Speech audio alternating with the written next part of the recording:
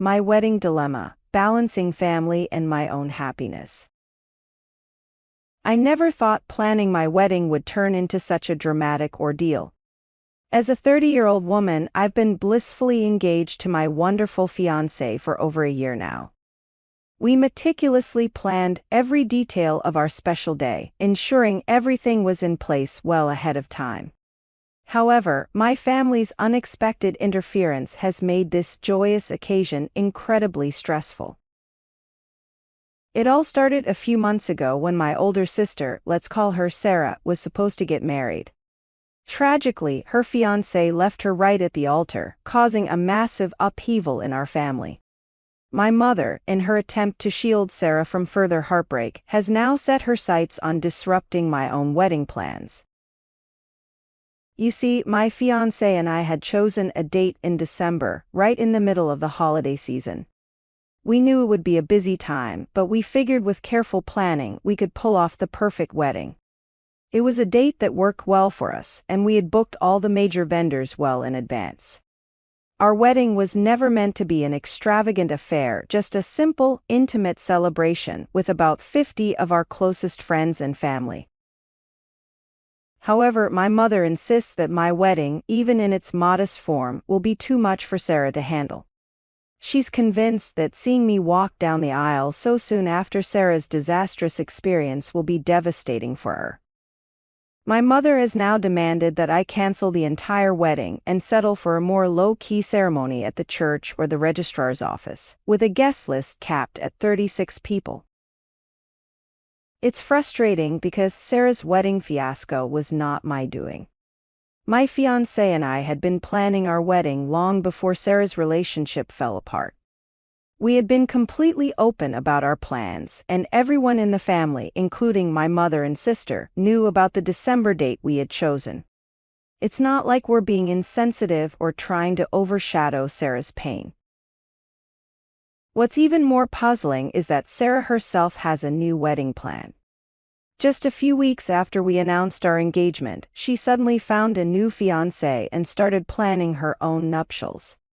The whole situation feels a bit rushed, as she had only been dating this new guy for a few months before deciding to tie the knot.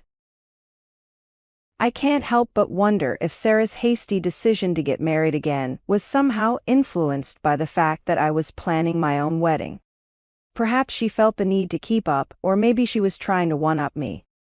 Regardless, I respect her choice, and I've tried to be supportive even though the timing feels a bit suspect.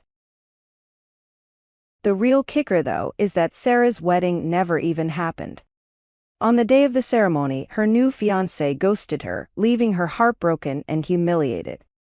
It was an absolute disaster, and I can only imagine how devastated she must have felt. I tried to be there for her, but she pushed me away, preferring to grieve privately with our mother and her closest friends. Now, with Sarah's failed wedding still fresh in everyone's minds, my mother is adamant that I need to cancel or severely downgrade my own wedding plans to avoid causing Sarah further distress. She's convinced that seeing me get married, even in a low-key way, will be too much for my sister to handle. I understand my mother's concerns, and I genuinely empathize with Sarah's situation. But at the end of the day, this is my wedding, and my fiancé and I have put so much time, effort, and money into making it happen. Canceling or drastically altering our plans would not only be a massive financial setback, but would also rob us of the wedding we've been dreaming of. I've tried to reason with my mother, explaining that our wedding is not intended to be a lavish or ostentatious affair. We've been careful to keep things simple and budget-friendly, focusing on the essence of our love and commitment rather than extravagance. I've also pointed out that we booked the venue and made the majority of the payments well before Sarah's wedding disaster, so it wouldn't be fair or practical to back out now. Unfortunately, my mother remains steadfast in her belief that my wedding will be too much for Sarah to handle. She's convinced that my sister is still fragile, and that seeing me get married will only serve as a painful reminder of her own failed nuptials. I'm at a complete loss as to how to navigate this situation. On one hand, I want to be sensitive to Sarah's feelings and avoid causing her any further anguish. But on the other hand, this is my wedding and I refuse to let my family's drama dictate the most important day of my life. I've tried to reason with Sarah directly, but she's been distant and even a bit hostile towards me. She seems to blame me for her failed wedding, despite the fact that I had nothing to do with it. It's as if she's projecting her own pain and insecurities onto me, and I'm struggling to find a way to break through that barrier. As the days pass and the wedding date looms closer, the tension in our family is palpable. My mother continues to pressure me, and Sarah's icy demeanor towards me only adds to the stress. I'm caught in the middle, torn between my desire to honor my family's concerns and my need to celebrate my own happiness. I've even considered the unthinkable canceling the wedding altogether. The thought of postponing or forfeiting the wedding I've been planning for over a year is heartbreaking, but I'm starting to wonder if it's the only way to keep the peace in my family. The alternative, of course, is to stand firm and proceed with the wedding as planned, regardless of my family's objections. But that could come at a great emotional cost, potentially fracturing my relationships with my mother and sister, at least in the short term. It's a heartbreaking dilemma, and I find myself agonizing over it every single day. I want nothing more than to enjoy the blissful experience of planning my wedding, but this family drama has cast a dark cloud over what should be one of the happiest times of my life. As I wrestle with this decision, I can't help but wonder if there's a way to find a middle ground, a compromise that will allow me to have the wedding I've dreamed of, while also being sensitive to my sister's feelings. Maybe there's a solution that will bring our family together, rather than divide us further. For now, I'm taking it one day at a time, trying to navigate this minefield of emotions and expectations. I know that ultimately I have to make a decision that feels true to my heart, even if it means risking the wrath of my family. It's a daunting prospect, but I refuse to let my own happiness be sacrificed on the altar of family drama. This is my wedding, and I'm determined to find a way to celebrate it in a way that honors both my love for my fiancé and my love for my family. It won't be easy, but I'm willing to fight for the wedding of my dreams, even if it means facing some difficult conversations and tough choices along the way. I met my best friend, Mary, on our first day of school. We were 5 years old. We have been best friends for 30 years. In Mary's 35 years of being on Earth, she has experienced trials in her life that read like a tragic novel. Mary is the eldest of 3 children.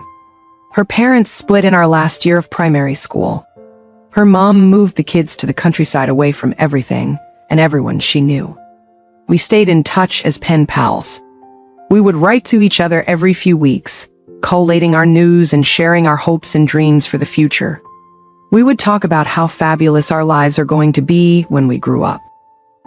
At 14, Mary moved back in with her dad so that she could come back to her old life here. Before long, she became the target of her depressive alcoholic father. She would often call me in tears, her dad screaming in the background. She would ask me to come and get her, to take her out of the house and get away. Mary would stay at my house for days until her dad would apologize and she would go home, just for this all to happen again in a few weeks. Sometimes her lunch was a soup packet. She wore a pair of my old shoes for years because her dad couldn't afford to buy her a pair.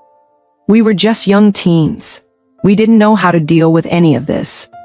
I don't think I will ever really know the true extent of what went on in those years of her life.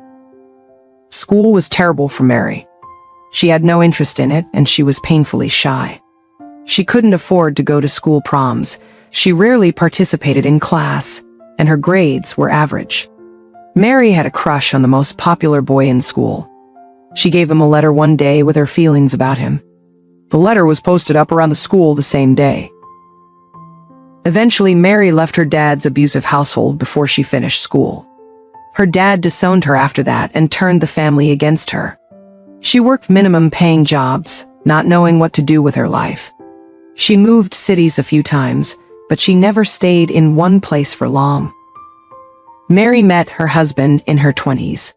She became a teacher, got married, a house, they conceived a baby, and then immediately he was diagnosed with terminal cancer. He died soon after their baby was born. Her late husband's ex-wife became a problem. Years and hundreds of thousands of dollars in lawyers' fees later, Mary had to concede her part of the will. I can't begin to understand how devastating this period of her life was. She was a new mom, a new widow, and barely had a roof over her head. I don't think I had ever seen so much grief in one person. Mary went on to have 2 more children, but she never really moved on from her husband's death. Every time I saw Mary, she was tired, she was stressed, she was struggling. She was always just that little bit away from the end of her rope. 1 year ago, Mary had a traumatic brain injury. Recovery will be months, they said. But I never saw her get any better. In fact, she steadily became worse. She would slur her speech, her eyes would unfocus often, she would find it hard to communicate. Months went by and she seemed to lose more cognitive function. Her text messages became harder to decipher. I last saw and heard from Mary 6 months ago. I thought she was just busy. Then my messages stopped being delivered. I gave it a few more weeks. I asked around and found out she had been admitted to hospital 6 weeks ago. I found where she was and visited her today. I was told it was bad, but I didn't know how bad she would be. When I walked in, she was facing away from me. I called out, "Mary," about 5 times before she turned around. When she recognized me, she cried. We cried together. She is unable to talk or communicate short of pointing and croaking. She walks with an unsteady gait, and she drools when she eats or drinks. She cannot follow a conversation for too long. She will blank out and look surprised, like she hadn't heard me talking. She points to her 3 teddies on her chair.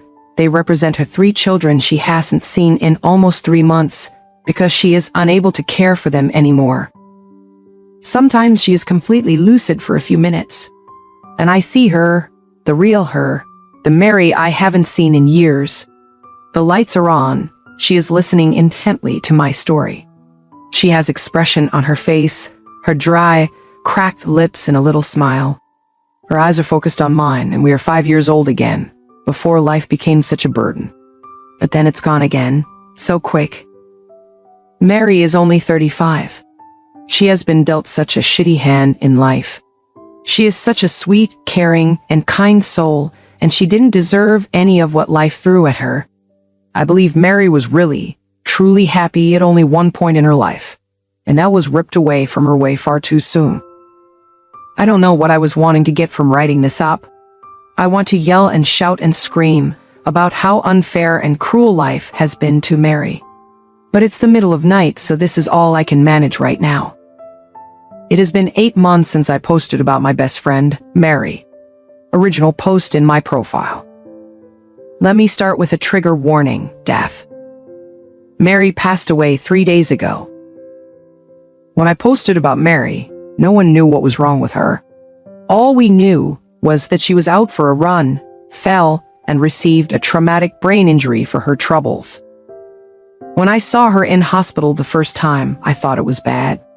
I visited every fortnight. Every fortnight was a shock to see how rapidly she was deteriorating. The second time I visited, she was staring at the TV, watching her favorite childhood on repeat for hours and hours, The Labyrinth. The third time, she could no longer dress herself. The fourth, she was choking on her food. This didn't make sense. Weeks later, finally, a diagnosis: frontotemporal dementia. At 35. Mary was transferred to a home soon after. The last time I saw her, she was bedbound, her mobility long gone. She couldn't feed, bathe, or toilet herself. She didn't recognize her family. She lay on the bed, staring at the ceiling, hands locked in an uncomfortable grasp at the air. She hadn't spoken in months.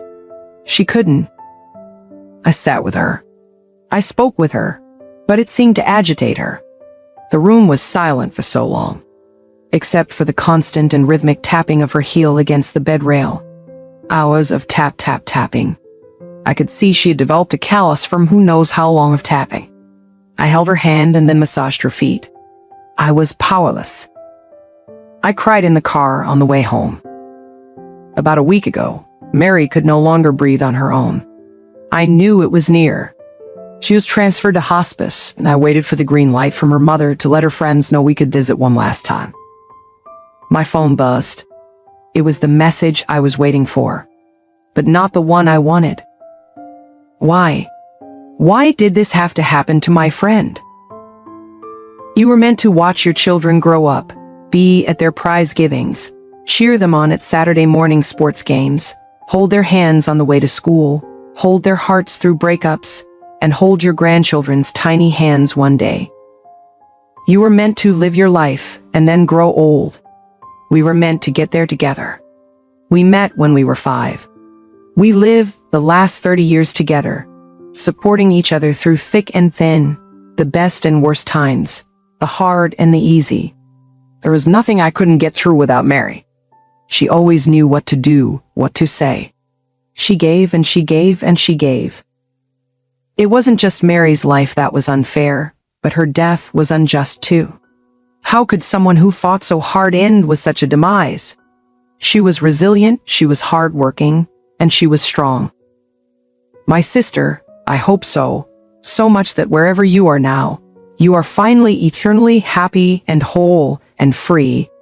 I miss you.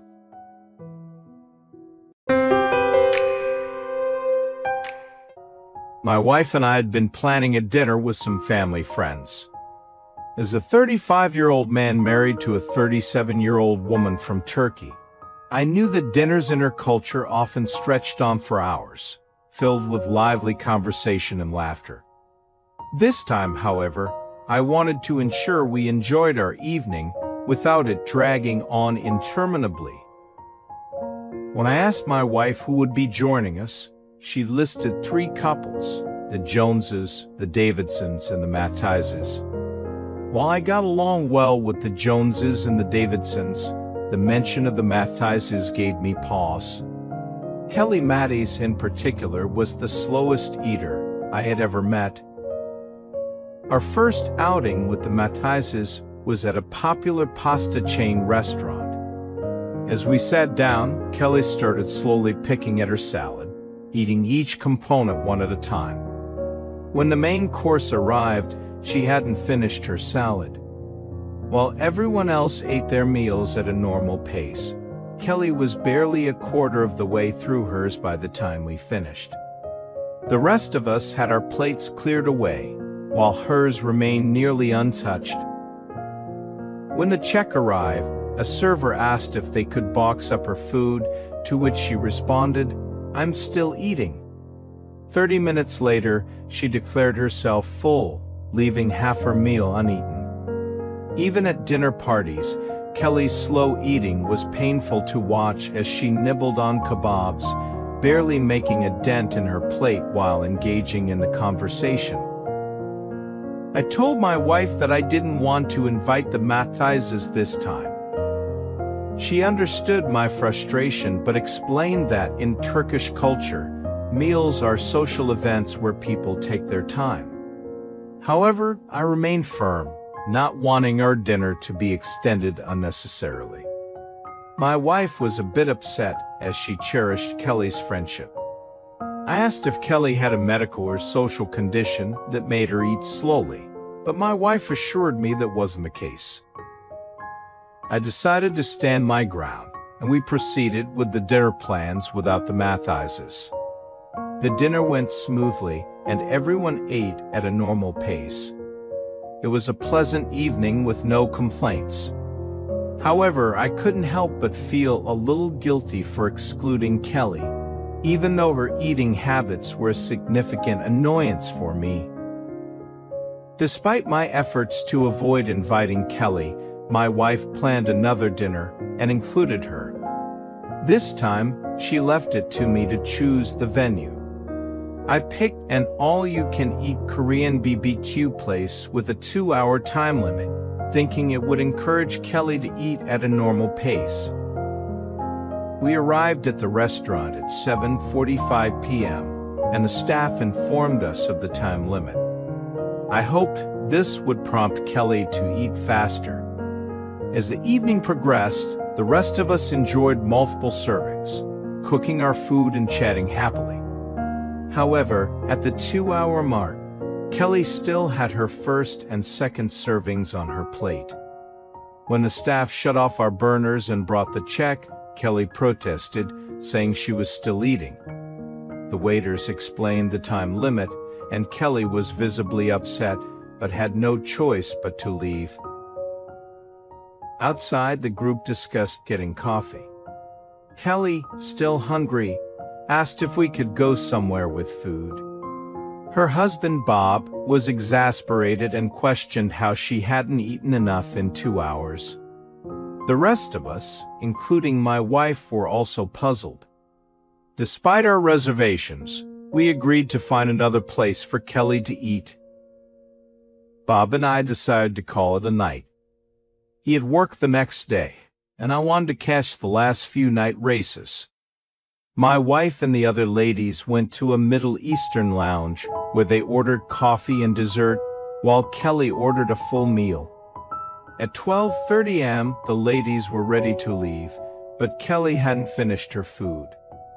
Frustrated and concerned, they questioned her eating habits, which overwhelmed Kelly, causing her to step outside to calm down. My wife followed Kelly, trying to defuse the situation, but Kelly was defensive. She felt attacked and misunderstood. Despite my wife's reassurances, Kelly remained upset and called her husband, venting her frustration. My wife eventually took Kelly home, but the evening had left a mark on their friendship. The next day, my wife recounted the events to me, and I realized the damage that had been done. Kelly's slow eating had always been a quirk we tolerated, but now it had become a point of contention that threatened friendships. I felt a mix of guilt and frustration, wondering if I had handled things differently. The evening could have gone smoother. In the following days, my wife tried to mend her relationship with Kelly. They had a heartfelt conversation where Kelly admitted she felt self-conscious about her eating habits and how they were now being scrutinized. My wife assured her that their friendship was more important than any dinner mishap, and that she would always support her. I too reached out to Bob, expressing my regret for how things had turned out. He appreciated the gesture and confessed that Kelly's eating habits had been a point of contention, even within their relationship. He thanked me for being honest and understanding, and we agreed to move past it. As time passed, our group of friends continued to meet for dinners and gatherings. We became more accommodating of Kelly's pace, choosing venues where time limits weren't a concern, and ensuring that everyone felt comfortable. The experience taught us the importance of empathy and patience, especially with those we care about. Looking back, I realized that while Kelly's slow eating was frustrating, it was a small part of who she was. She was a kind, engaging person who valued conversation and connection over hurried meals. In the grand scheme of things, her pace was a reminder to slow down and appreciate the moments we shared. Ultimately, the incident brought us closer together, strengthening our friendships and teaching us valuable lessons about acceptance and understanding. We learned to navigate our differences with grace, making our gatherings more enjoyable for everyone involved. And so, as we continue to plan dinners and outings, we do so with a renewed sense of camaraderie, knowing that our bond as friends is stronger than any one person's quirks. We laugh, share stories, and enjoy each other's company, grateful for the connections that make life richer and more meaningful. In the end, it's not about how fast or slow we eat, but about the time we spend together, creating memories that will last a lifetime. Here's to many more dinners, filled with laughter, love, and the joy of being with those who matter most.